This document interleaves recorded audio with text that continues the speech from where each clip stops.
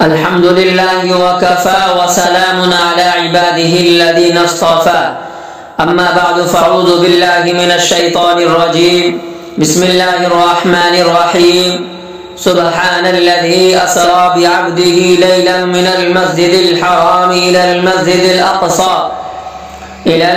الأقصى الذي باركنا حوله لنريه من آياتنا إنه هو السميع البصير صدق اللہ العظیم۔ بزرگان محترم اور عزیز میرے بھائیوں، اللہ تبارک و تعالی نے اس آیت کریمہ میں ایک معجزے کو بیان فرمایا ہے، وہ معجزہ معراج ہے۔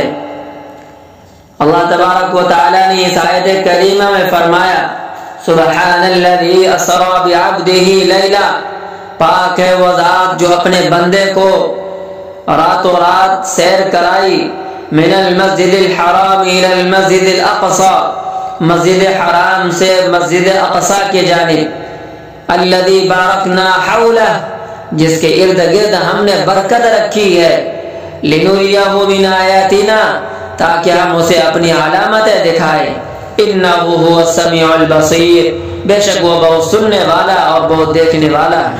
میرے بھائیوں، حدیث کی کتابوں میں تفصیل موجود ہے کہ پیغمبر علیہ السلام حضرت ام ہانی کے گھر تشریف فرما تھے۔ آپ علیہ السلام آرام فرما رہے تھے کہ اچانک آپ نے آواز سنی، کوئی آپ کو آواز دے رہا ہے۔ ادھر ادھر دیکھا، کوئی نظر نہیں آیا۔ 2-3 مرتبہ ایسے ہی ہوا، پھر دیکھا کہ چھت پھٹی ہے، اور حضرت جبرائیل علیہ السلام چند ساتھیوں کے ساتھ تشریف لائے اور آپ علیہ السلام سے فرمائے آپ بیدار ہو جائیے کہ آپ کو سفر پر چلنا ہے۔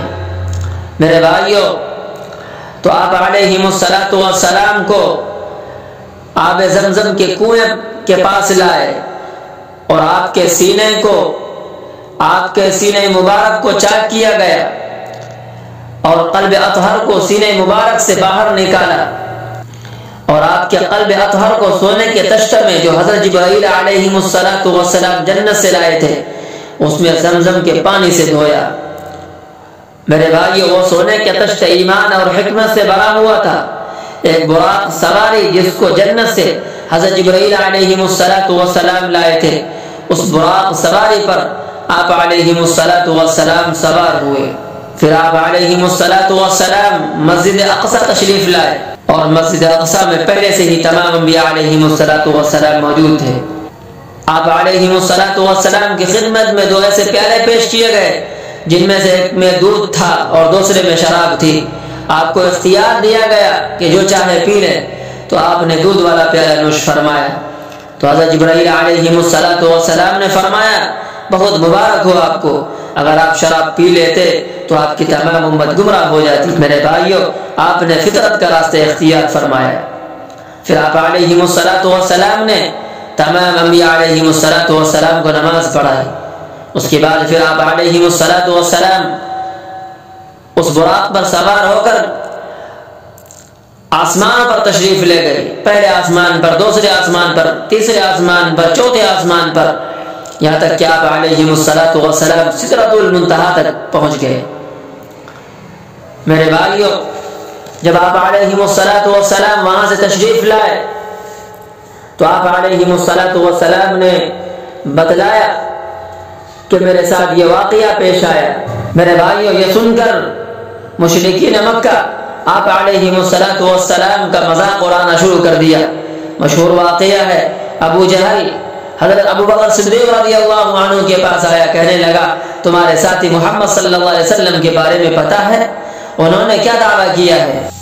ابو جہل کا خیال تھا جب میں انہیں یہ واقعہ حضرت ابو بکر رضی اللہ عنہ کو بتاؤں گا تو معاذ اللہ حضرت ابو بکر انکار کر دیں گے، آپ اللہ کے نبی نہیں ہیں۔ ابو جہل خوشی خوشی گیا اور کہا تمہارے ساتھی نے کیا کہا ہے؟ تمہارے ساتھی نے کیا کہا ہے؟ تو حضرت ابو بکر رضی اللہ عنہ نے کہا کہ واقعی محمد صلی اللہ علیہ وسلم نے یہ دعویٰ کیا ہے؟ تو ابو جہل خوش ہو کر کہنے لگا بالکل محمد صلی اللہ علیہ وسلم نے یہ دعویٰ کیا ہے۔ تو ابو بکر رضی اللہ عنہ نے کہا بالکل صحیح کہا ہوگا، واقعی ان کے ساتھ ایسا ہی واقعہ پیش آیا ہوگا، کیونکہ آپ علیہ السلام جھوٹ نہیں بولتے ہیں۔ میرے بھائیو، حضرت عائشہ صدیقہ رضی اللہ عنہا فرماتی ہے، میں نے آپ علیہ السلام سے دریافت فرمایا آپ کی زندگی کا سب سے تکلیف دہ دن کون سا تھا؟ فرمایا بہت تکلیف دہ دن تھا جب مکہ معظمہ سے حتیم کے پاس مجھے لوگوں نے گھیر لیا اور کہا آپ کہتے ہیں میں مسجد اقصی گیا تھا، تو آپ بتائیے کہ مسجد اقصی میں کتنے روشن دان ہیں، کتنے تاقچے ہیں اور کتنے دروازے ہیں، اور میں بتا نہیں پا رہا تھا۔ کیسے بتاتا؟ کوئی آدمی کسی عمارت میں جائے تو وہ آ کر یہ بتا سکتا ہے کہ اس میں کتنے تاقچے ہیں، کتنے دروازے ہیں، کتنے ستون ہیں۔